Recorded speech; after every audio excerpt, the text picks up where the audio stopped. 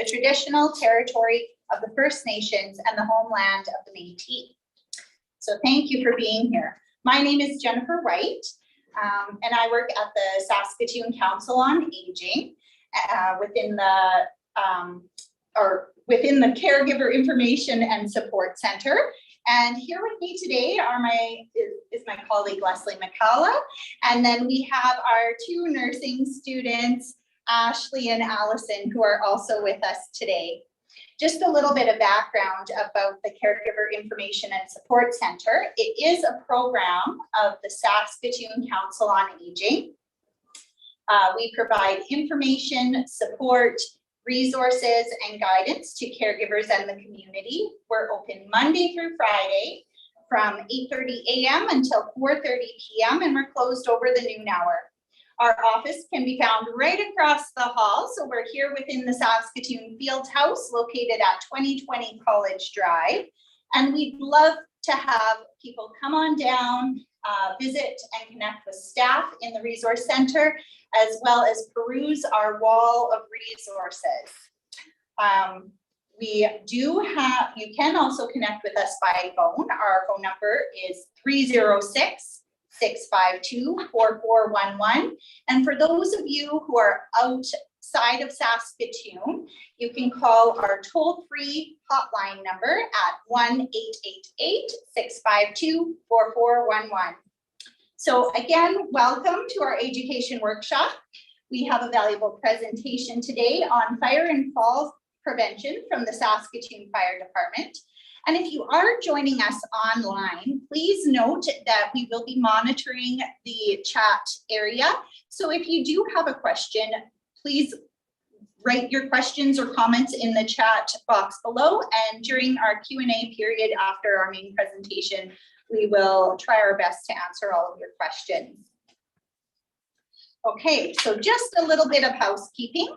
For the first few minutes, I'm going to invite Bree Jacobs, Business Development Director with Alto, to the floor to talk about the care services that can be found at Alto.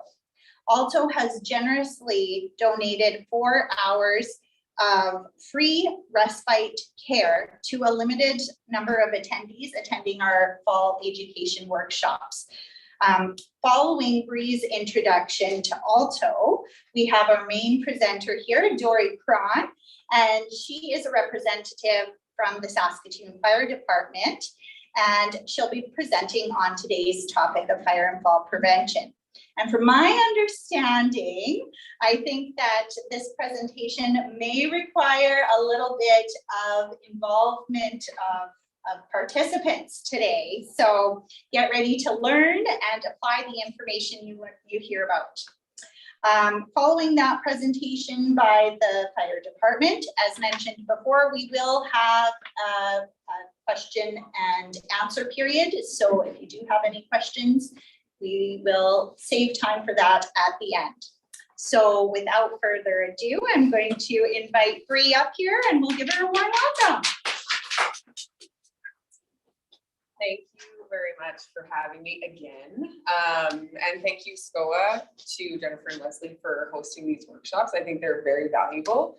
And thank you to everybody that comes out from the community to help out, and the girls and everyone that showed up. I appreciate it. So before I get started, I'll introduce myself. My name is Bree. I'm born and raised in Saskatoon. I am originally a teacher by trade. I started with Alto just over a year and a half ago. And we launched to the public in June of this year. So right now, currently, we have over 200 care providers on the platform and over 100 care seekers.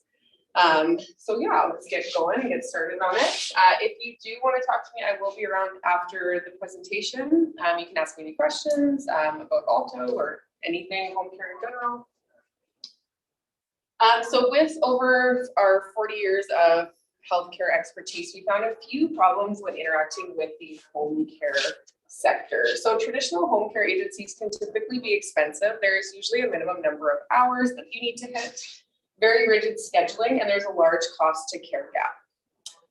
With government funded home care, sometimes it can be a little bit unreliable. There are typically long wait times, and there's a limited amount that you can access, especially when it comes to respite care. So hiring somebody independently is sometimes usually the best option, although it can be dangerous, overwhelming, awkward, and if there's poor communication, it can be detrimental to the caregiver and care seeker relationship, which is why we came up with Alto. So what is Alto? Alto helps families find vetted caregivers to provide senior care, special needs care, and child care. It's a place that you can go to browse, book, and pay for home care online. So you have control over the amount of hours that you book, the amount that you want to spend, and the caregiver that you choose. So we did this all in one convenient place. So this is Lisa's profile. It has a profile picture. It has her credentials, a bio about herself, her preferences, her services. It also has her schedule on the side here.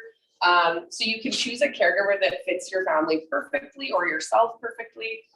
You can schedule as little as 1 hour, or you can schedule as much as you need. We have people that use it up to 40+ hours a week. And then you just pay online. And because we don't have the overhead costs of a traditional agency, we can make it up to 40% less expensive.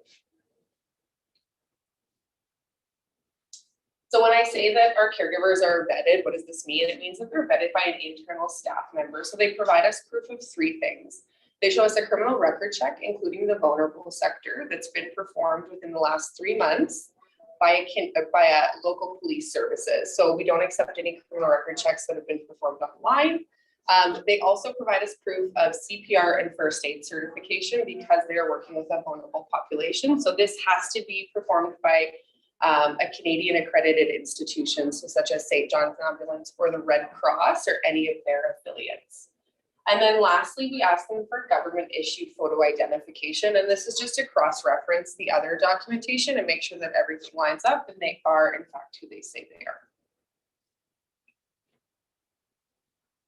So this is Anson. He's a nursing student. This is his bio. He has some preferences. His hourly rate is $23 an hour.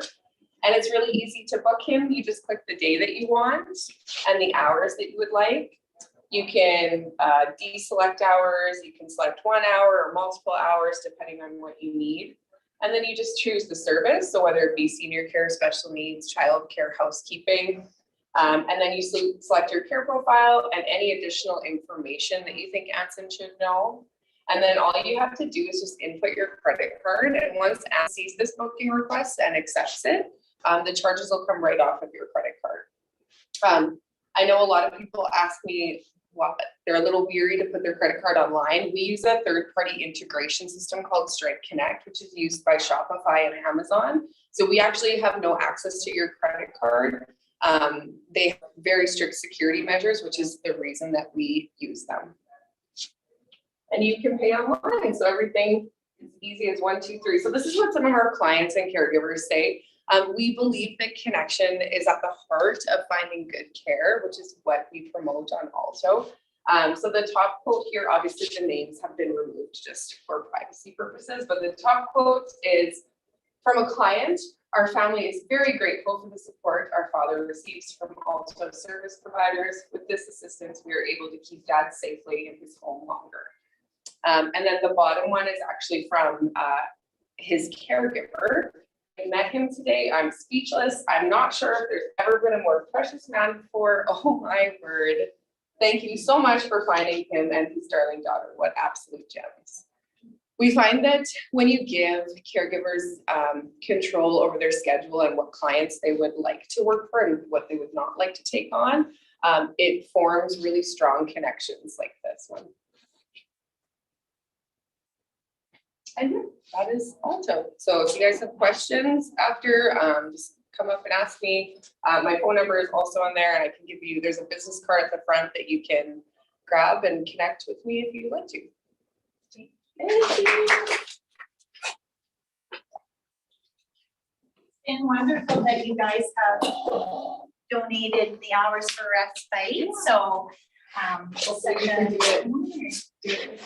yes. Well, there we go. The benefits of having a smaller group, you can use some of the chairs at the table. Absolutely. Feel free to flip them around if you like. Great idea. So now we'll invite Dory Cron up, and she is going to present on fire and fall safety. Thank you, Dory.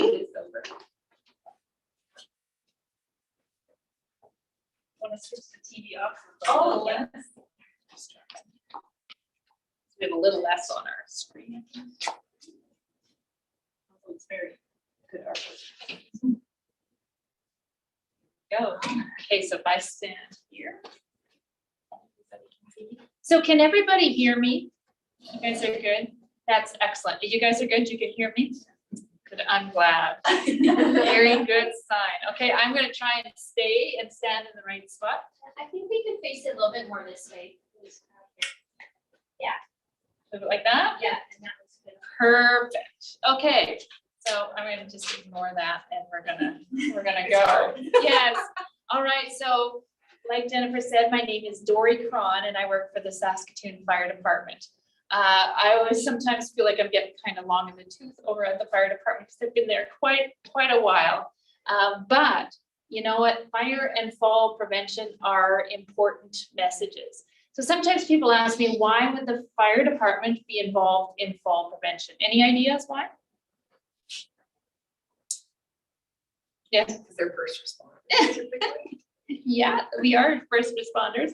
The reason why is because we do lift assist. So lift assist is when we come to somebody's house and they've fallen and they're unable to get up, and we will actually lift them up. So it's a good fit for the fire department because they are actually primary care paramedics, and they can do assess people and make sure that it's safe to lift them, and also assess them afterwards to make sure that they are safe to remain in their home. Because sometimes we fall for medical reasons. Actually, it's not uncommon for people to fall for medical reasons. And so being able to find those, or at least say, you know what, it's important for this person to continue wanting to get more assessment and call the ambulance. So that's why we actually do this. We actually, last year, we did 1,285 lift assists throughout the whole year, and we have surpassed that already. By the middle of this week, it was 13, and I did sort of a tally. I needed to have some stats quick. And we were at, by Monday, we were at 1,307. So we will surpass it by quite a bit by the time we get to the end of the year. So there is a lot of falls in our community. And the more you deal with them on that first responder basis, the more you see the huge impact that a fall can have on somebody. One of the sad statistics is that between 2 and 5% of the people who we lift will pass away within 14 days. So when I tell you that falls are often an indication of a medical problem, that's where that comes into play. And it's like they fall and then it starts a quick slide. And I see this too when I phone people after we've lifted them, and you know, not that often, but you know, regularly, yeah, they've passed away already, right? So falls are a huge indicator and something that we really need to pay attention to. So we're going to start with the fire safety messages though. And what I like so much about this is that it is all doable. We haven't got some high pie in the sky thing that's just so impossible and so all-encompassing to change. We work really hard to make sure that the messages that we give are stuff that we do ourselves, but also are manageable for people to do. So the very first one is that if you smoke outside. So every year, well, you know, it was 1986. I was just married and I had my first real job. A real job I would call is one where you actually take holidays, right? You get holidays. And I was working for the city of Regina, and they were the first people in the province of Saskatchewan to ask people to leave and smoke outside rather than smoking at their desk. So if you think about that, that was the first time that people were smoking outside happened at that point. And then from there, we moved to not being able to, or having smoking rooms in restaurants and not being able to smoke in restaurants, right? We have progressed over the last 36 years. And it's been a culture shift about smoking outside, hasn't it? So this message is about smoking outside, but I can tell you that in the last 5 or 6 years, the fire department has seen a substantial increase in the number of fires that are started by cigarettes outside. So the interesting thing is that your home has a lot of fire safety built right into it. The fact that there's drywall on all the walls is fire retardant. Drywall is fire retardant. And you've got smoke alarms. Some places, if you live in a condo, you've got sprinklers. All of those things are the fire safety, but it's built into the inside of your home, and there isn't fire safety built on the outside of your home.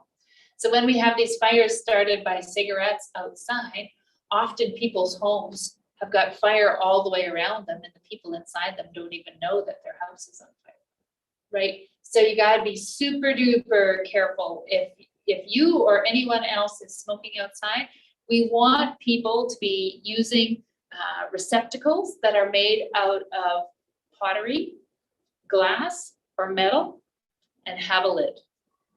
So those 3 options, but the most unusual one is it needs to have a lid. Having a lid controls the amount of oxygen that will get to those cigarettes, and it will help them to be put out. Cigarettes actually, and this is a long time ago already, they started adding chemicals to cigarettes because of course they don't have to worry about health concerns. And so they started adding chemicals to cigarettes to keep them burning longer. And so what people don't know is that if you're smoking outside and you butt that cigarette out underneath your shoe, it can still start a fire because it will stay hot. So when you're butting it out underneath your shoe, but it's in a pile of super dried out leaves, right? That can still start a fire. So be really, really careful if you are smoking. The next one is to give space heaters space. So this is an interesting one. How many over here even have a space heater in your house? Oh, you guys have space. Oh, you got a space. Good. Okay. Well, I shouldn't say good, but then at least this message is applicable to somebody, right? So space heaters need at least 3 feet on every side of them. So what I say is that you put the space heater in a spot and then you stand like this. So I'm 5'6", and your wingspan is about the same as your height.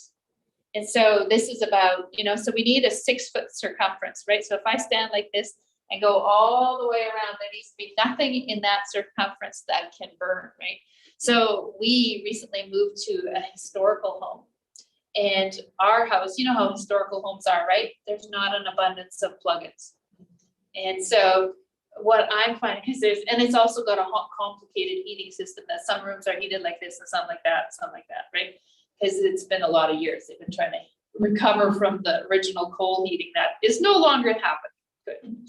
So, but I'm finding that what we're doing is plugging the space heater into the wall and then moving the furniture so that there's enough room for that space heater.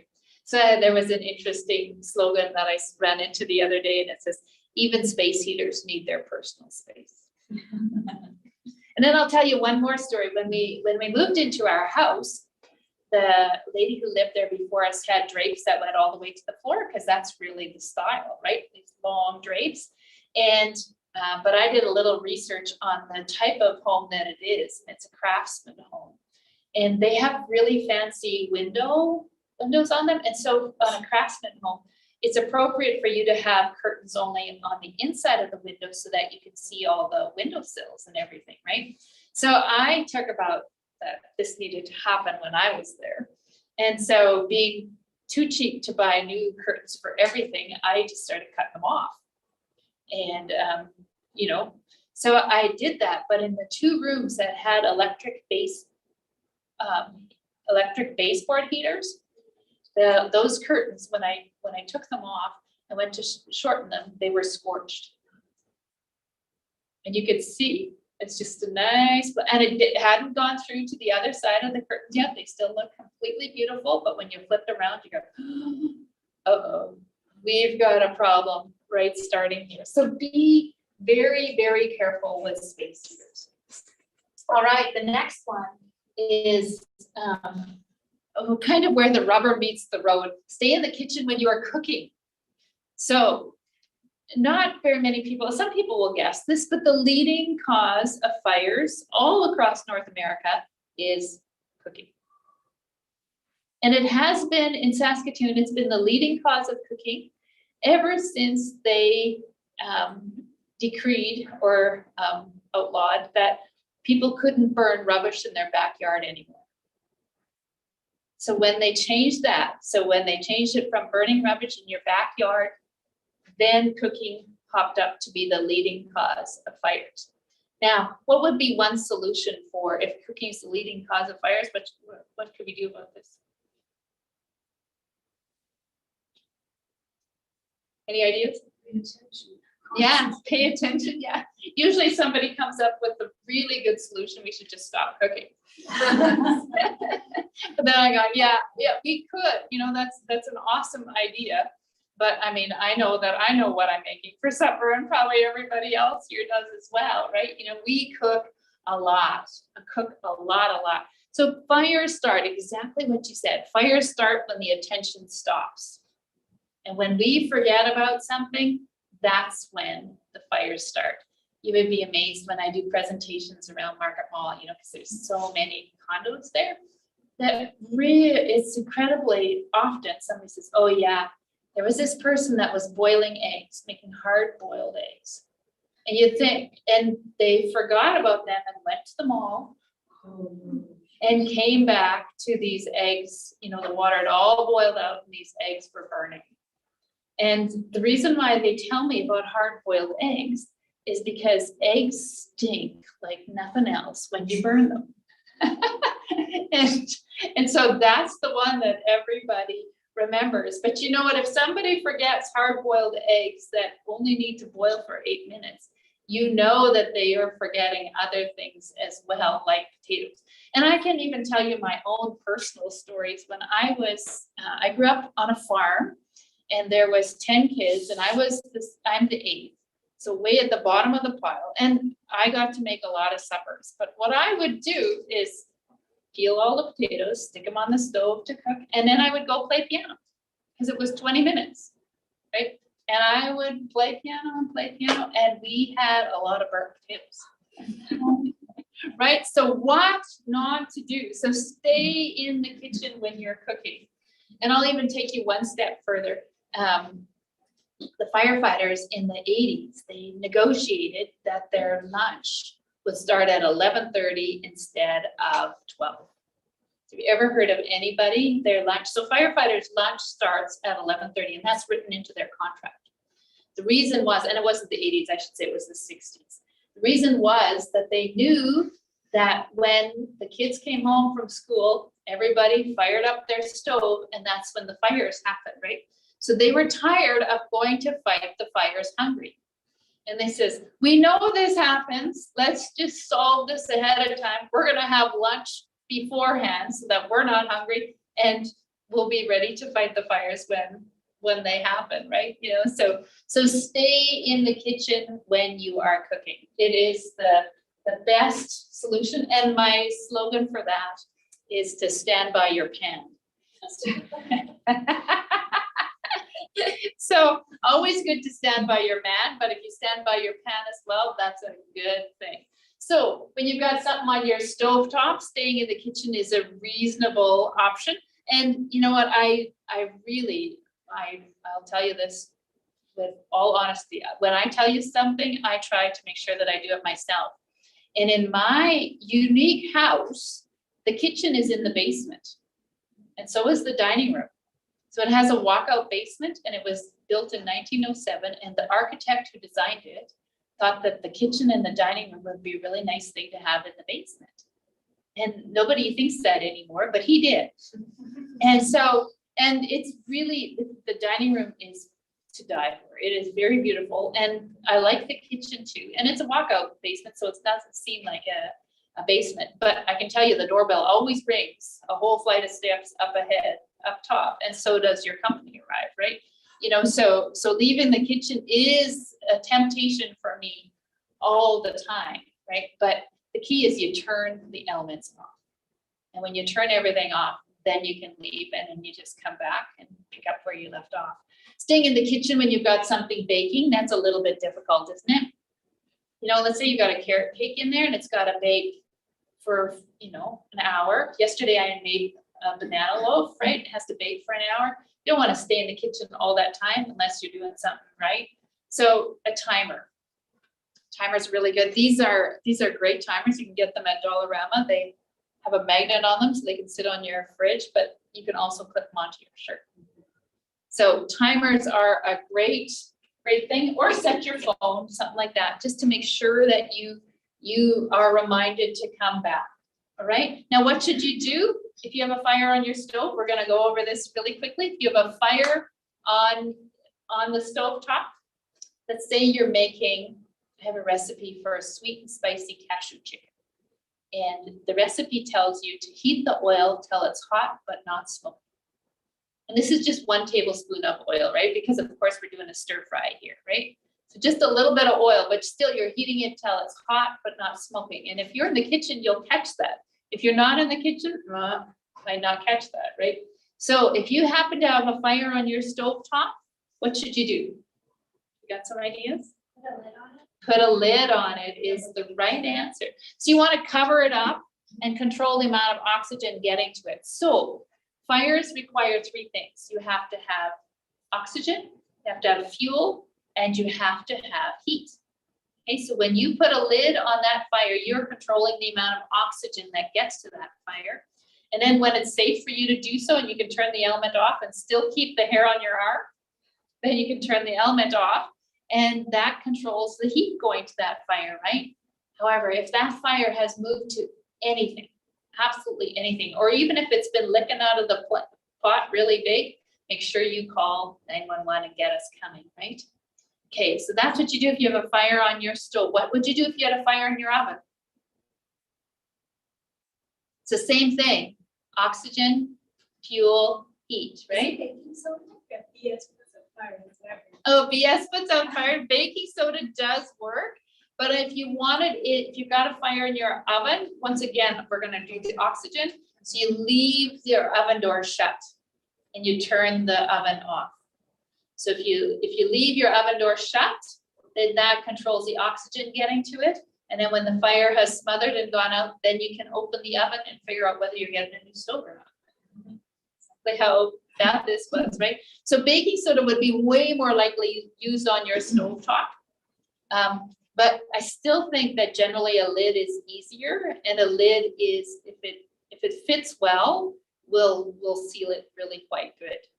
And then, so you've got to go shooting for the baking soda, and then in my case, you'd be your Tupperware container all over trying to, and then you hope you don't run out before the fire, right? So the lid seems to be a little bit cleaner. And then if you don't have a lid, cookie sheets could work too.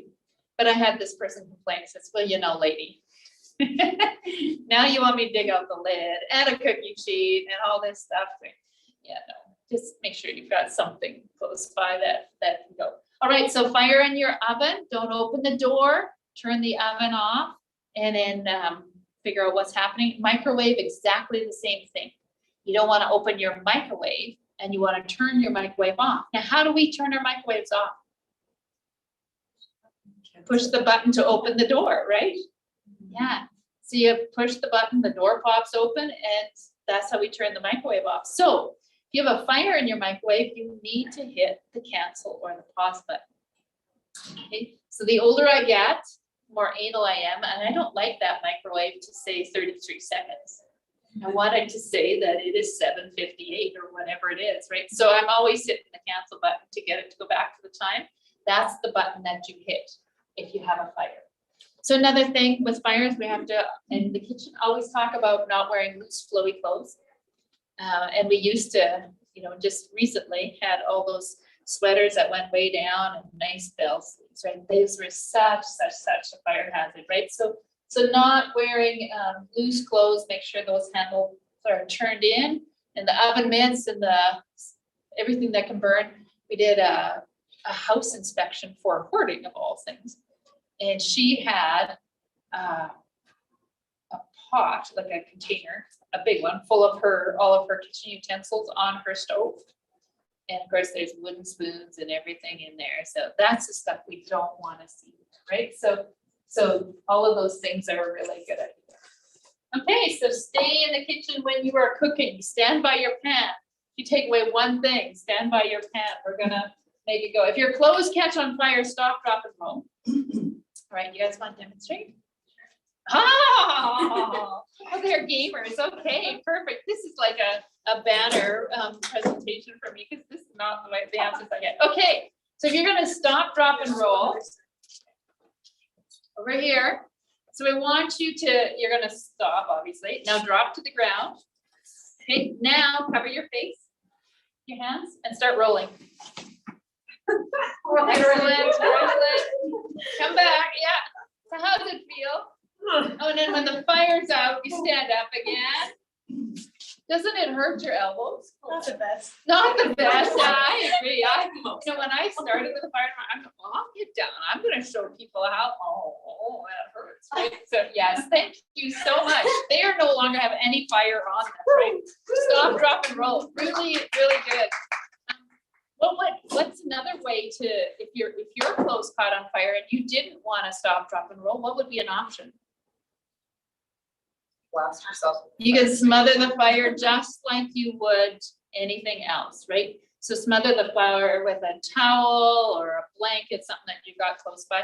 Because you know what, if you think about it, think about how they used to use gunny sacks to smother the fires back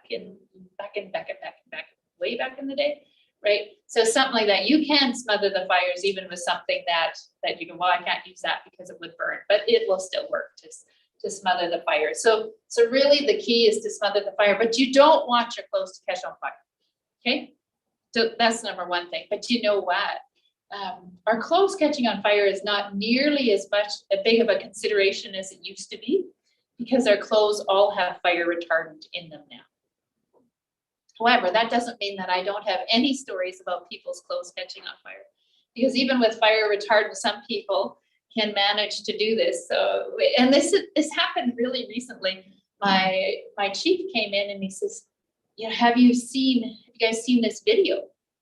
And I go, "Oh no, we hadn't seen that video." So he showed it to us, and it was a surveillance camera of this two guys going into a building, and then you can see they're carrying something that's on fire, and then they walk into the building, and then you see them throw it, and then you see the whole place being engulfed in fire. So it's obviously a Molotov cocktail, right? And then you see them turning around and leaving. One didn't manage to leave fast enough, and his back of his t-shirt was started on fire. And then, of course, he didn't stop, drop, and roll. He was running away. So you can see the fire get bigger and bigger on his back. So what we did was actually put this out to the medical community. Is anybody treated somebody with burns all the way down his back, he will be our prime suspect in this arson, right? You know, so you know, don't do that. Don't do a few other things either, right? You know, but stop, drop, and roll is still in it. Yes. Why cover your face? Well, because burns on your face seem to be more life-changing than in other parts of your body. That's why. So if there's another guy in our department that also makes presentations with me, and he always tells the kids, he does the kids and I do the older adults, and he tells them to cover their moneymaker. But you know, I have two personal examples. My dad was burned really badly in a fire when I was a year old. And his one hand is burnt. He's burnt 25% of his body, and he's missing his little finger because his hand was badly burnt. He actually stopped, drop, and roll to get the fire out. And you know, he's 94 now and has lived his life quite well. I have another friend, and she's about 4 years older than I am. And when she was in high school, when she was graduating from high school, this is out in the country, right? And they had that graduation night, they had a party around a fire pit out on somebody's farm. They had benches all the way around this fire pit. And somebody who was very drunk drove in and didn't stop and drove over her and pushed her into the fire. horrific thing. Her face is badly burnt and her nose has been reconstructed trying to make it work. And I can tell you this, that her burns have changed her life much more significantly than my dad's. So that's why we tell people. So smoke alarm, yes, you got a question? No, I was just gonna say, Jay Leno was just burnt, it was on the news, he was doing something with the gas line on an antique car. Oh, yeah. It burnt his face and hands, he had to be in a hyperbaric chamber for the skin grafting. Yeah. But I think he looks okay, I think they were able to. Yeah. Yeah. There's a lot of things that they can do nowadays. It's really remarkable. I have a quick question. Yes, Sorry. yeah, no, I'm good. My first response would be to take my clothes off. Like, should you not do that? Is it- Well, they see, the thing is that while you're taking them off, you're going to spread them to your hair Okay. or other, you Yeah. will spread the burning out. Okay. And so that's why we tell people, but you know what, like if you've got, I mean, it makes sense. Yeah. Yes. So no, it is a good option, but that thinking, so when people, often when they have a fire in their kitchen, they will take the pot and carry it outside. And wouldn't that be a common thing that I'm just gonna Yeah. get this out on the deck, right? And then it's gonna be fine, especially when there's snow. I'm gonna stick this pot in the snow, but what will often happen is that as well, for starters, they're carrying the pot and there's fire right there, so they'll burn their hands.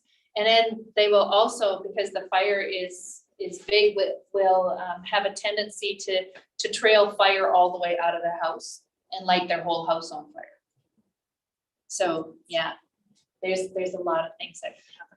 All right, let's move on to fire safety. So we talked about how to prevent fires from happening.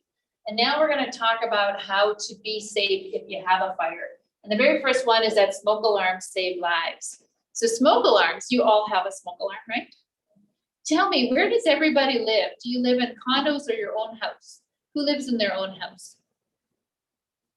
All right, we are 100, nobody lives in a condo? You live in you two live in a condo. Good, okay. So we got most of us living in their own house and a couple of you in a condo. Perfect. So smoke alarms save lives. So smoke alarms were actually invented the same year that I was born. So they've been around a long, long time.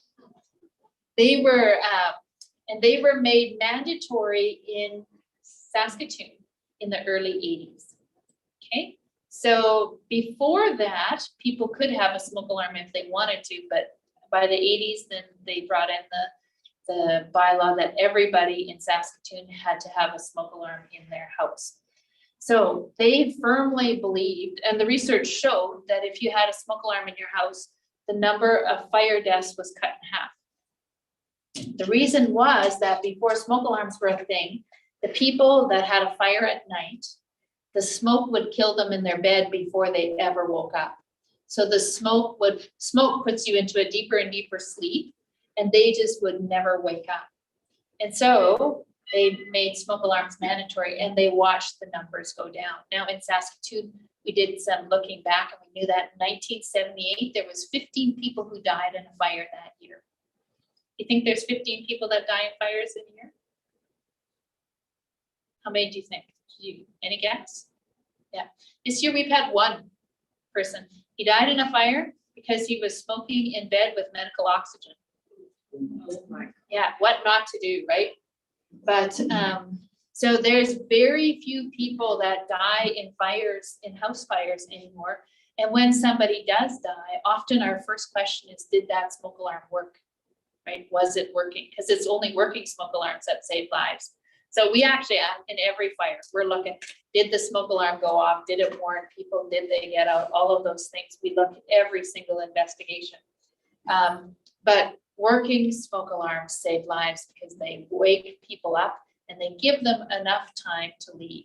So you need to have a smoke alarm that works. So what would be some of the criteria? First thing off, you want to make sure that your smoke alarm is less than 10 years old. If your smoke alarm is more than 10 years old, the likelihood of it either being too sensitive or not sensitive enough is so great that the manufacturers recommend that they replace them every 10 years. So your smoke alarm will probably have a sticker on the side of it that says replace in 2027 or something like that. So take a look at your smoke alarm and see when it needs to be replaced. So what I do when I do home visits is I just find the smoke alarm and then I start taking a picture of it. And then I take my picture and I make it big and then I can read, because when I look up, I'm none the wiser, right? You know, so figure out when your smoke alarm needs to be replaced, and if it needs to be replaced, replace it quickly. Okay, because if your smoke alarm is too sensitive, you're probably going to know that, but if it's not sensitive enough, you're never going to know that. You want that smoke alarm to work when you need it, right? So test your smoke alarms regularly. That's also important, but even if you're testing your smoke alarm and it's going off like it's supposed to, that doesn't mean that you don't need to replace it. You still need to replace it, because really what you're testing is to make sure that it sounds and that it's connected to power. You're not at all testing the sensor on it to make sure that the sensor is still working, right? So you test it, make sure that it works, because you know what, I have done home visits for people where I tested their smoke alarm and you couldn't hear it. It would have never woken anybody up, right? So make sure you test them so that you know whether it works or not. So your smoke alarm is going to save lives, but it's important also that you can hear your smoke alarm, right? Because if you can't hear your smoke alarm, it's not going to wake you up at night. So of all the people wearing hearing aids, I don't know anybody that sleeps with their hearing aids in, right? So can you hear your smoke alarm when your hearing aids are out? That's really critical. If you can't, there's actually smoke alarms out there like this that have a strobe light on them. And you put that up in your bedroom and that strobe light will also wake you up, right? The other option, this is a more expensive option, and I've just recently seen it on Amazon. You can buy this bedside, it looks like an alarm clock, and it's connected by Bluetooth to your smoke alarm. And then you plug in something like this in it, you put it into your bed, and then this thing just starts vibrating away in your bed if there's an alarm. So that's kind of a fun, they're another option to wake you up. So, and then I'll just back up one more piece of information. Even if your smoke alarm is hardwired in, it still needs to be replaced every 10 years. That's the one thing people think, oh, hardwired in, I don't have to do anything about this forever. That's not the case. We're not worried about the wiring, we're worrying about the sensor inside the smoke alarm. Your smoke alarms need to be replaced, right? Carbon monoxide alarms, right? Did you know that the provincial government brought in new legislation to require every home in the province to have a carbon monoxide alarm? Right? Carbon monoxide alarms. And even in condos, right? They're requiring them for sure every place on top of the parking garage. But you know, the reason why for all of this was apartment buildings where they had carbon monoxide going through the whole thing. So we're entering into carbon monoxide season and the calls are coming in, right? You know, so get your carbon monoxide alarm, make sure that it works. They have, I bought a dual pack at Costco and they have the reading of 0 on them, and somebody says, wow, then it's not working. I said, no, it's reading that there's 0 carbon monoxide in my house. I'm very thankful for that. That is a good reading. So yeah, make sure that you've got a smoke alarm and a carbon monoxide alarm. Yes. Smoke alarm. Yeah. You said that pressing the button only tests the noise maker. Yeah. And the battery. And the connection, however it's getting power. Yeah, the battery or the hardware. Yeah. What if there are any instructions on how to test it so that the sensor could be Tested. checked as well? Well, see, because there isn't, I presume, safe ways of doing it. Because some people will tell you that you need to take a candle and put it by your smoke alarm, and then you'll know if the sensor works, right? But the manufacturer's instructions specifically tell you, never take a candle and put it by the smoke alarm, right? So that's why, because there isn't a way, they're not testing them. That's why it's just, they need to be replaced every 10 years. And you know, when they do their studies and they know that those sensors are failing, so they're upgrading the carbon monoxide alarms, because it used to be that carbon monoxide alarms had to be replaced every 7 years, because they knew that those sensors would fail at least after 7 years, right? That was the range that they could give those, but they've always given smoke alarms. And then I would tell you, you need to be careful. So, because now with Amazon, you can buy stuff from anywhere that isn't approved by the Canadian government, right? And if you go on Amazon and you start looking for smoke alarms that are cheap, if you just type in smoke alarms, you can come up with some pretty cheap ones, and they will tell you that they're recommended to be replaced every 2 years. So they've just made them cheap, right?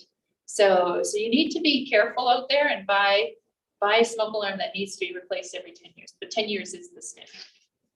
The read on your carbon monoxide sensor, you said that you bought at Costco, tells you Yeah.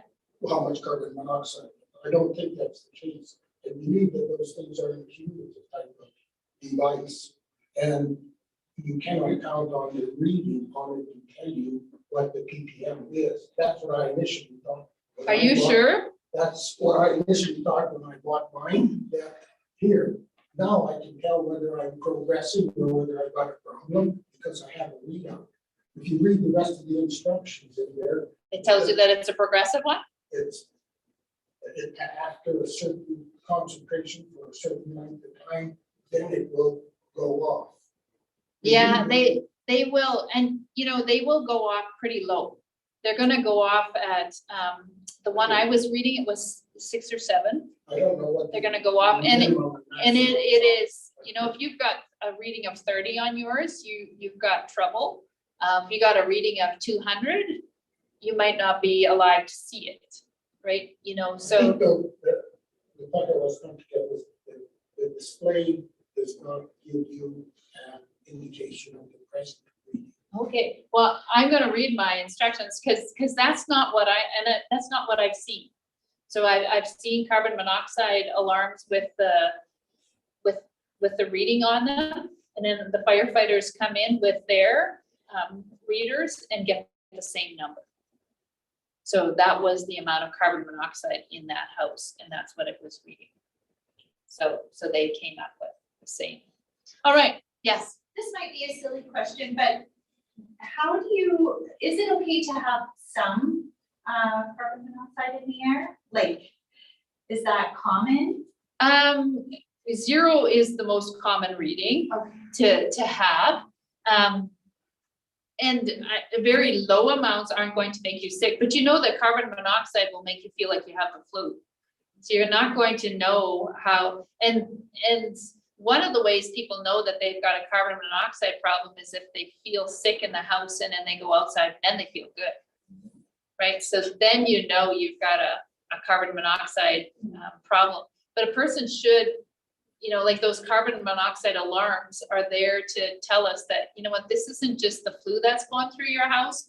You've got something that could actually kill you here.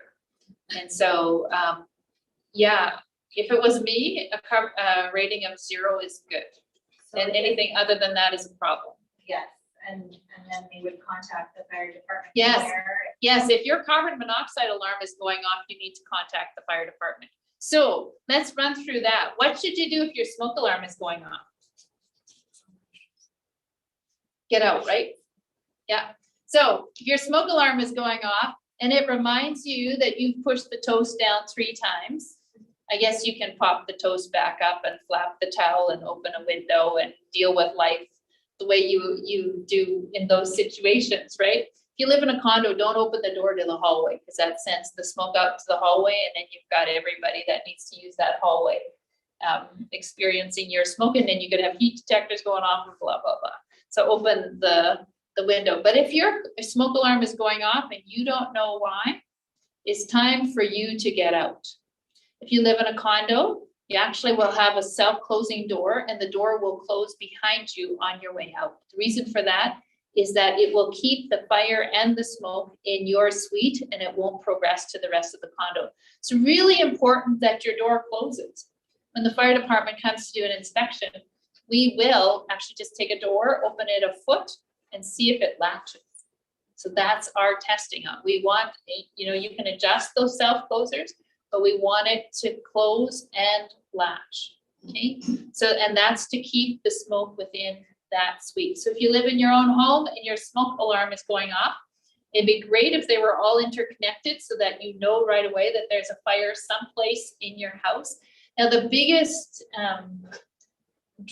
attraction for people is to run all over the house and figure out what's burning, right? But I would tell people that that's the firefighter's job, and your job is to get out. So you get out of your house, and once you're safe, you call 911. So what would you do if you forgot your phone? Go to the neighbors. Yeah, I tell people we have been calling 911 long before everybody walked around with a cell phone in their pocket, right? Still go to the neighbors, get help that way. So if your smoke alarm is going off, you need to get out of your home and call 911, right? If you live in a condo and your smoke alarm is going off, you need to leave your suite. You need to head for the stairwell, not the elevator. And then on your way to the stairwell, you're gonna find the pull station, right? You need to pull that, warn everybody else that there's a fire in their building. Then you need to use the stairs, get outside, and once you're out, you need to call 911.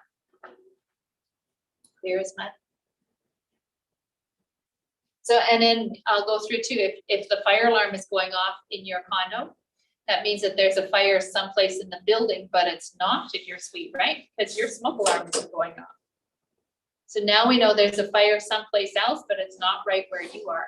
That's where you're gonna feel the door. And if the door isn't hot, you're gonna open a little bit. You're looking for smoke, because in a fire, it's smoke that kills you. Then if there's no smoke, you're gonna head down to the stairwell, go outside. Once you're safe, you call 911. Now, who needs to call 911? Everybody? Well, yeah, but it's everybody's responsibility to call 911 until they can confirm that somebody else has done it. So I had a story, this guy called me up, it was in January of this year, and he said, you know, I'm so disappointed with the fire department because we stood outside for 35 minutes. And I'm going, oh, that's not the response time that we have, because our response time is 1 minute for dispatch, 1 minute to get the trucks out of the back wheels of the trucks out of the station, and 4 minutes to be anywhere in Saskatoon. So that's our goal, to meet that 90% of the time, because we sometimes hit road construction and things like that. Second truck will be there in 8 minutes, right? So that's our standard that we strive to hit. And so 35 minutes is way far out of that. And I said, did anybody call 911? He says, of course, we were standing outside. And then I says, okay, well, what's your address? I put it into our database, looked it up. Yeah, I says, okay, the call came in at this second. I could tell exactly the second that it came in, and we got there at this second. And that was 5 minutes and 30 seconds later. And, you know, suddenly he realized that they had stood out there for 30 minutes and nobody called. And he couldn't get off the phone fast enough. Right? So make sure you call 911. We do not know if your house is on fire. Make sure that you call 911. And then the other thing I would is to make sure that if your smarts are working, and if you have them strategically placed every level of your house, and now the recommendation is that they go in every bedroom as well. If you have interconnected smoke alarms on every level of your house, and when those smoke alarms go off, you head out, you should be able to leave the way that you came, right? But especially in new construction, the time that you have to leave your house is getting shorter and shorter. When they have engineered trusses in there, you have an awful lot of glue being used to hold your house together. And you know what? The glue does not squeak, so people like it, but it melts in a fire. And so you have a lot less time to get out. So if your house if you've got a fire in your house, you need to leave just as quickly as you can. Many instances, especially in new construction, you have 2 minutes. And if that fire is burning for 20 minutes, we could walk on the floor and it'll just be spongy, right? So, and that has happened to us where the firefighters have gone in, suddenly they feel the floor go down a whole foot. We are pulling them out so fast, right? And that's that new construction. So some of the things. So make sure you know how you're getting out. Like think about this, make sure you plan. Bedroom windows have to be a certain size so that you can crawl out of them. The older we get, the less likely we want to crawl out of windows, but hey, that's still an option if you really need it, right? So make sure that you know how you're getting out, make sure that your exits are all clear.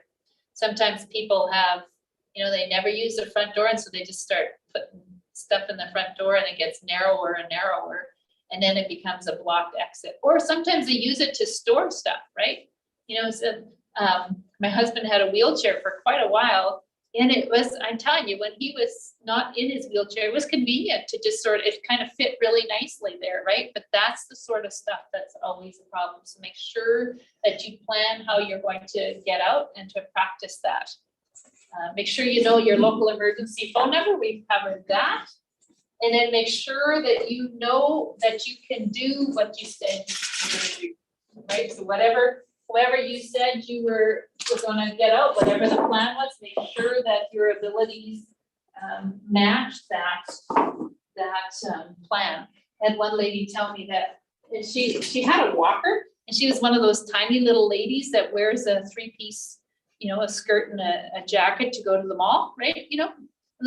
And she had a couple of puppies, and she says there's no way she was going down, her dogs would not be able to handle that. She was going out onto her deck, and she was going to climb over the deck, and if she hung from the bottom of the deck, it was only going to be a 3-foot drop, and she would be fine.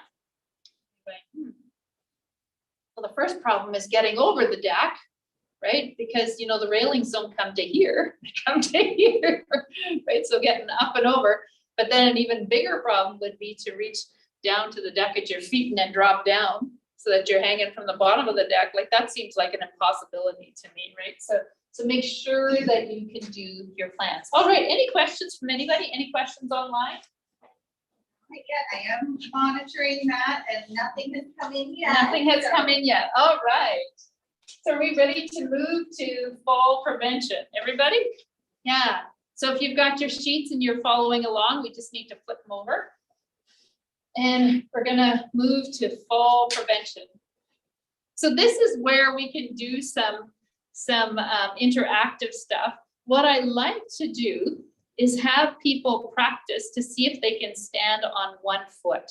So let's see if we can all stand up, and then make sure that you've got a chair in front of you. So either stand behind your chair or hold the chair in front of you. Some way so that you've got a chair right in front of you so you're nice and safe. Okay, now what I want you to do is to see if you can stand on one foot for 10 seconds. Okay, so 1, 2, 3, 4, 5. Make sure you got that chair. It takes, it's 10 seconds is a long time, isn't it? Yeah. All right. So now some of you could do that. Do you want to try it with the other foot? See if you can do it with the other foot. So, because sometimes we have one foot that's better than the other. Oh, you're doing pretty good. Yeah. I'm not counting here, and I'm not doing this perfectly either. All right, good job, good job. Now for the really hard one, make sure there's a chair in front of you guys too. Nobody cheating. Okay, try to stand on one foot with your eyes shut. Ooh. Isn't that amazing? What happened? What happened? Yeah, suddenly all our good balance went out the window, didn't it? Oh, you did good this time, yeah. And breathe, so while you're practicing, there's ways to make this easier. You make sure your hips are level. Yeah. And then bend your knee just a little bit. Yeah, like you push them out. Yeah. Too, right? Yeah, Like, you can, there's ways to make it a little bit okay. easier, but it's still difficult when you have your eyes shut. So thank you so much. And you can have a seat. But the reason what you can take from that is a demonstration of the fact that your eyesight is 40% of your balance. So being able to see well is 40% of your balance. So tomorrow I'm taking my dad to get cataract surgery, and thank goodness, right? Because he can't see enough and he's falling because of it, right? So being able to see well is 40% of your balance. I talk to people and I'm sorry, when's the last time you went to the optometrist? They don't know, right? But glasses, when you get older, are expensive, aren't they? Right? My glasses, I just got new glasses. they're like $1,000 because they have to have so many complicated lenses in them, right? So I'm just way too old. And, you know, so these, they get expensive, and so are all the checkups, but being able to see well is 40% of your balance. So really important that you do that. Exercise, okay, our very first message, exercise. Who likes to exercise? I like to exercise, actually. Good. Some of us like to exercise, right? So exercise is such an interesting one. Don't you think that for every disease we have, the solution is exercise? Right? Almost. Yeah. And if you would exercise more, if you would exercise more, if you would exercise more, diabetes, Parkinson's, anything, MS, anything, exercise helps. And, you know, exercise is interesting because it's the number one thing that people say they're gonna do, the number one thing that we suggest that they do, and the number one thing that they don't do. Right? You know, so exercise is difficult. And what we've done is actually come up with just 5 exercises. I'm going to quickly go through them with you just to show you that they're not so difficult. So one of them is to just stand straight. And you stand with really good posture, because you know what happens when we get older? We just lean forward too much. My daughter got married 7 years ago, and it was just a wake-up call for me, because I am looking at those pictures of, you know, her standing in her beautiful dress and her mom and dad on either side of her. And I'm going, oh my goodness, what's with that lady? Right? You know, so stand up straight. And I've been seriously trying. Do you know what? If you can stand with your arms on top of your head, that will help to improve your posture. As soon as you get your arms on top of your head, you'll actually strengthen the top muscles in your shoulders, and that will pull your posture up. But a lot of people actually have trouble with that. So even just standing as straight as you can and breathing in and practicing just standing up straight is really helpful. Another one is to get up from a chair and sit back down. Now, if you move forward on your chair and lean your head over, it's easier. But even just sitting down and standing up, and then not just dropping into your chairs, right? You know, but if you stop halfway there, right? You know, that will actually strengthen your muscles. For your ankles, rolling up on your tiptoes, rolling back on your heels, do that while you're holding on, right? That, and it only takes 5 times. It's not hard at all. What's the next one? Oh, I know. For your core strength, doing push-ups against the wall, right? And that's a really good one for women, because I'm going to show you at the end how to get up if you've fallen and haven't hurt yourself. And there's a lot of women that don't have enough strength to be able to push themselves into a sitting position. And if you do those push-ups, you're going to actually get there. And then the last one is tandem, which is standing with your feet like this and just practicing that, right? So I've got the exercise sheets up here. You can come pick them up if you would like. Exercise is so important. Take your time. If you go a little bit slower, you can prevent a lot of falls. Who has the experience of standing up and going, ooh, right? You know, and there's always these rushy people. My mother-in-law is a rushy person. She gets the idea into her head that she needs to check on the turkey, and whoosh, up she is, and she's walking, right? Like, and she's walking before she gets her shoes on.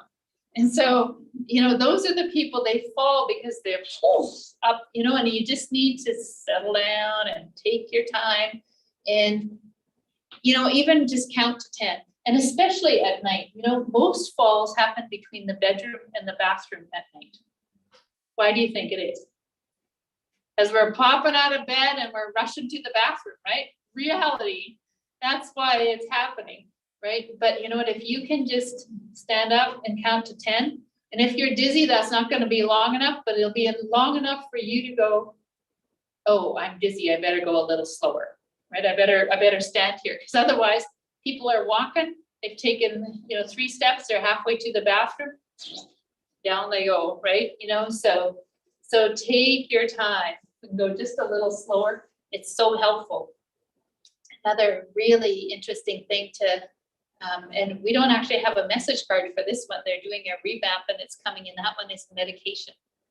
If you're on 4 or more medications, you are at substantial increased risk of falling. And it's because of the medication interplay between the two of them. The medication is actually designed to change our brains, right? It's changing. And it's when, some of those medications don't work well together. And sometimes the medication that we've been on for the last 20 or 30 years, because who doesn't have that, right? Then what was reasonable for us when we were 40 is an overdose by the time we're 70 or 80, because our livers don't process the medication as quickly anymore, right? And so what we will suggest to people is a medication review by your pharmacist. So the pharmacist, actually, the government of Saskatchewan will pay for that medication review once a year if you're over 65. Right, so what you do is you take in your medications and you take in the over-the-counter vitamins and things that you like to take, and they go through it all and they go, you know what, you shouldn't take these two together, and you need to do this one, and this one is an overdose, too much of this, and boy, if you're falling, maybe we could take this one out. I did a home visit yesterday of this gentleman that just found that every once in a while his legs just sort of gave out. And yeah, it's medication. And we're definitely taking a good hard look at medication. When there's unexplained falls, go straight to medication. But a way of preventing them is making sure that your medication is taken as it is prescribed, that you're not taking too much. And then sometimes we get some medication from this person and some from that person and some from that person and some from that person, right? And that's when you get stuff that doesn't work well together. Finally, dehydration. Oh my goodness, hey? So drinking enough. Did you know that when we get older, and my mom, bless her heart, I was there. It's a long, complicated story, but I ate my lunch there. And she says, you can eat all that without some water? So you know what, you need to drink. And as we get older, we don't actually, our sense of thirst isn't there anymore. And so you need to be much more disciplined about drinking water because your body isn't going to call for it. And if you get dehydrated, that will cause falls. And just as bad as falls, it causes confusion. I think we don't want either one of those things, right? We want to keep all of our faculties in as good of a position as we possibly can. And drinking enough water is an easy way to do it, right? So keep your walking areas, your stairs and everything clear of clutter, right? Don't leave the stuff lying all over the place. Like I was saying about the exits, make sure that it's nice and clear and all cleaned up. Really good idea. Improve the lighting inside and outside of your home. So this goes back to getting dizzy when we close or falling over when we close our eyes, right? Improve the lighting. So how many of you, and maybe not you guys, because people are changing a little bit, but how many of you are just programmed to turn the light off every time you leave a room? Yeah, so, but it's, if you leave the lighting on, right, so that you can see, right? The more you can see, the better you're going to prevent falls. And so I think people should get up in the morning and turn all the lights on and live in the bright. And not worry, because sometimes we can just, by about 3 or 4 o'clock in the afternoon, it starts getting a little bit duskier and duskier. And that's when we can't see. And that's when those falls start happening. And then night lights, make sure you've got a night light along the path to the bathroom or even in the bathroom. And that will actually help guide you there and being able to see. So really, really important that you can see at night. Oh, the bathroom. So it says to use non-slip mats inside the tub, right? So make sure the bathroom, if we're talking about the bathroom, so many falls happen in the bathroom. It's a small area, lots of turning and lots of, sometimes you have to step higher than we normally would. And then we add water to the whole mix, right? Just a recipe for falls. And if you fall in the bathroom, you're probably going to clink your head on something, right? Because there's just not enough room to fall in the bathroom. So a few things that you can do is make sure that you've got a non-slip surface or a non-slip mat inside your tub, right? Make sure you're not sliding inside the tub. And even standing a little bit wider stance in the tub will make you more stable as well. Make sure when you're stepping out of the tub that you're stepping onto a rubber-backed bath mat. Now, if you go to Bed Bath & Beyond, that's not what they're selling you. They're selling you the ones that match your towels perfectly. And they are glorified towels, aren't they? really nice thick towels, right? But they will slide. So if you think about stepping out of your bathtub, if that mat starts sliding, you're doing the splits pretty quick, right? You know, and it doesn't feel good. It might feel okay for our nursing students to do the splits, but I don't want to do no splits, right? You know, so you know, a rubber back bath mat to step out onto is, oh, it's a must. You need to have that. And what about grab bars? Who was I talking to? Somebody says they had done a renovation of their house and they, you know, they were in their 60s and they knew all about falls and they didn't put any grab bars in because they didn't want to, right? But that's crazy. Put in those grab bars. Grab bars are the one thing that you don't actually have to teach anybody how to use. So when they made seat belts mandatory, you know, they had to put in tickets and all kinds of things to make people use their seat belts, even though it was for their own good. But if you have a grab bar and there's a 12-year-old that starts slipping, they're gonna grab onto the grab bar, right? If I could make one change all across the building code, it would be to have the towel racks changed to grab bars. You know what? There are some really nice towel racks now that are grab bars. They don't have to look like industrial with the big screws all over the place, right? But if we had towel racks that were grab bars, people would at least have something. And there's, you know, an occupational therapist, well, it's not the exact right position I would be comfortable with, but it would be something. And something is better than nothing. And those towel racks, you know what kind of screws they're held in with? The tiniest little screws, right? They're gonna come out of the wall all the time. If people tell me, oh yeah, I can hold on to that. No, you can't, right? It's not gonna hold you up. So, because towel is, I just have to tell you this thing. That the towel rack is meant to hold up your towel, not you wrapped in the towel. Right, so you need to, and then make sure that you wipe up spills immediately, whatever they are. Be aware of uneven surfaces. Usually that's where something like, oh, something like this, but it's all okay. But you know that difference between the linoleum and the carpet, right? There's always just a little lip there. And as we get older, we don't lift our feet as high anymore. Interestingly, so we just save energy and barely lift our feet up. And you'll notice this if you buy shoes that have a thicker sole, right? Because you're not used to lifting your feet that high. I remember when pointed toes were in style, pointed shoes, and I had some. And you know, I was constantly hooking my foot on the step going up because I knew how big my feet were, and suddenly they were 2 inches longer, and I wasn't leaving enough room for that. So it's the same, like we just barely do this stuff, right? And so that's why we can trip over the slightest thing. So be aware. And you know what? One of the things too is speed bumps, right? How many of you heard of people tripping on speed bumps? Yeah. Have you tripped on speed bumps, Leslie? No, I know someone. You know someone, yeah. You know, you're walking along, you don't see it, and you don't, and then suddenly your foot stops here and you were planning on it going there, right? And then poof, you go where you would have wanted your foot to be, right? So be aware of uneven surfaces, really important. Stairways should be well lit. That's kind of a given. And the last one, I like it, is to wear sturdy, well-fitting shoes. Oh my goodness, sturdy, well-fitting shoes. Oh, you guys are all so good. You should see what happens when people come in the middle of summer and everybody's got flip-flops and sandals on, right? And people, it's so funny. You say sturdy, well-fitting shoes and suddenly everybody's feet go under their chairs. Just like that, you can go up, they all disappear, right? But, you know, and these are sturdy, well-fitting shoes, aren't they? But you know, I love shoes.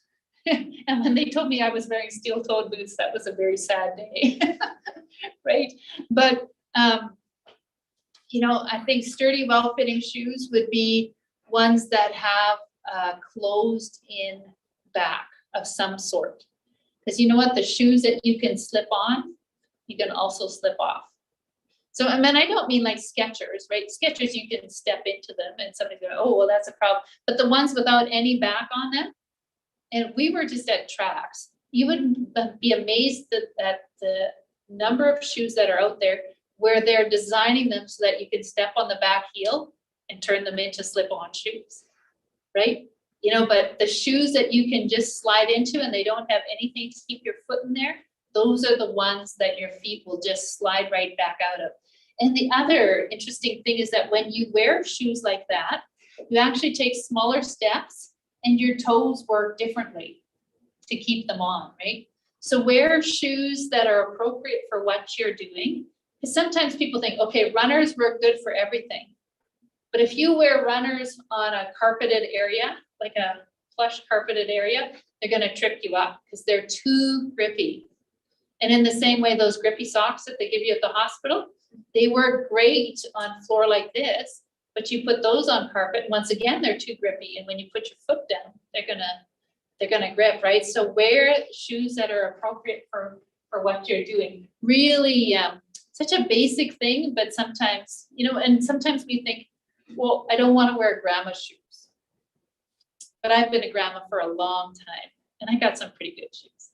So they don't have to be boring and you know, something that our 96-year-old queen would have worn, right? You know, you can have some really fun, funky shoes that are still keeping you safe. All right, any questions, anybody?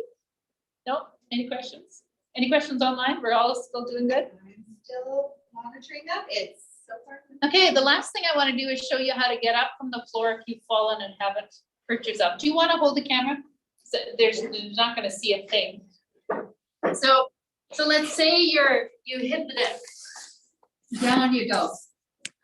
Well, the first thing you want to do is not just pop right back up as fast as you went down. Isn't that the tendency, right? The very first thing I want you to do is make sure that you're not hurt, because what if you hurt yourself seriously and you're trying to get up too fast, right? So make sure you're thinking and you make sure you're not hurt. So my grandma, she lived to be 99 years old, and she used to lie in bed and go, my legs work, my arms work. I guess I have to get up. So if your legs work and your arms work, I guess you have to get up, right? So some tricks on how you might do that.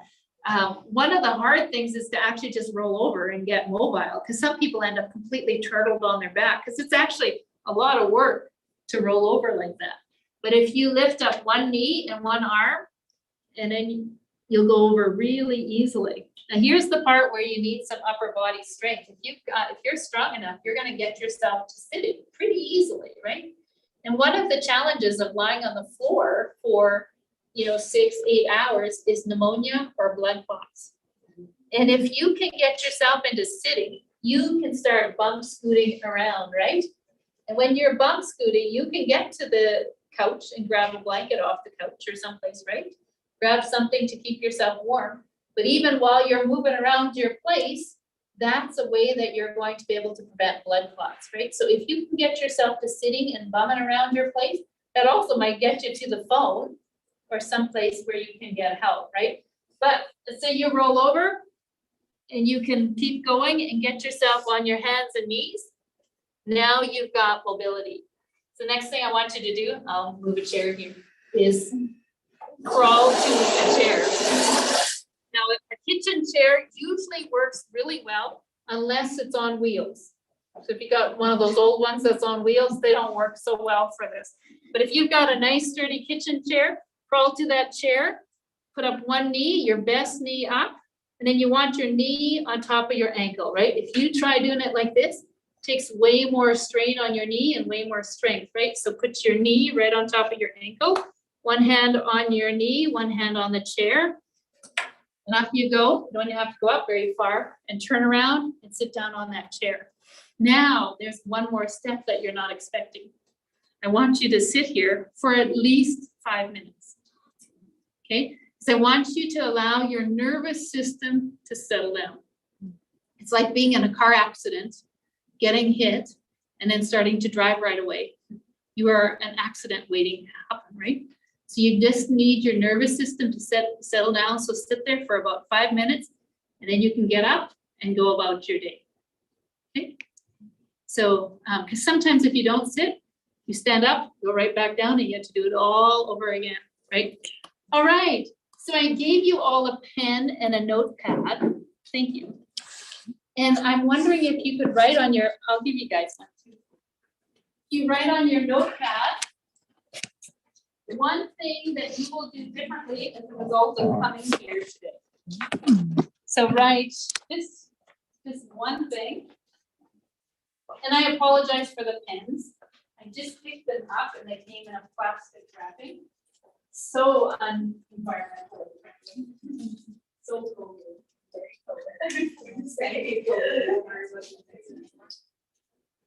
Okay, so one thing that you will do differently as a result of coming here today. And if you would like a home visit, I'll have a page out here that you can sign up for that as well. All right, but thank you. And then, oh, you need to take the little tip off of your pen too.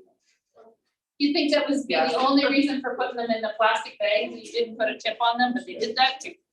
So if you, no, you can have it, but I'll collect your I will statement, something that you're gonna do different. I'll collect all those.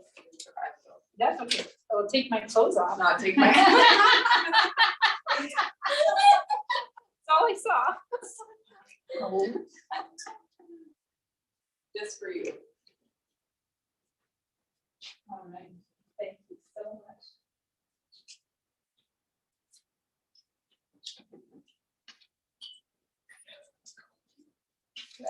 Good, good.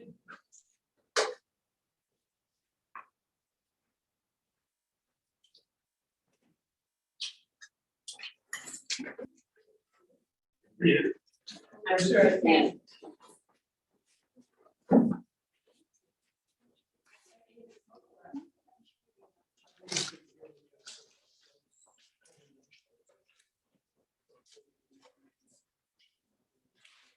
Okay, if you want me to give you my business card. Send me an email. Yeah. Oh, yeah.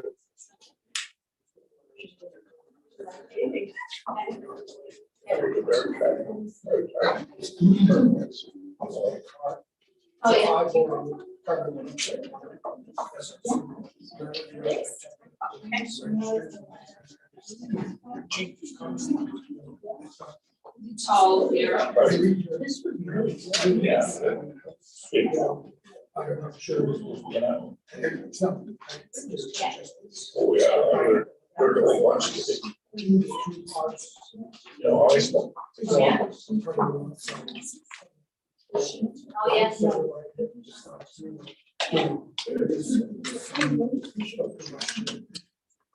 You read it out of Jeffrey then, were you concerned about her friends?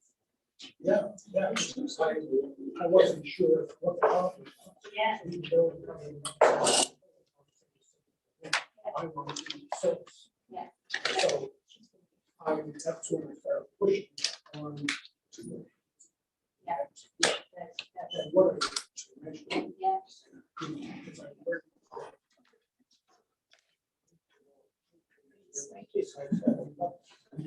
Yeah, okay. I will do some research. I will take a look at that. Okay. Okay, thank you. Thank you, everybody, for coming. I appreciate you. Yeah.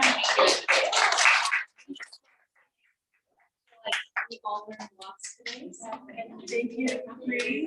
For always coming out and supporting us and. for all you do. Thanks. Appreciate it. Thank you very, very much. So we also have some evaluations for you guys as well. You have all of your brand new fancy pens. So I'm handing out the evaluations. I really appreciate it. Also, where this guy is a caregiver support group. So we're trying to get people to come and say what they would like to see in the new year so we can meet your guys' needs better. So we'll give that out as well. And it's just a QR code. You can scan it or you can email us through your call office, receive your phone number and name, and then we'll take it from there. Did anybody, would anybody like the exercise sheets? We can, okay. You can hand them out. Yeah. I've got a sheet, I've got exercise sheets, and I've got ones on dehydration and one on showing people how to get it.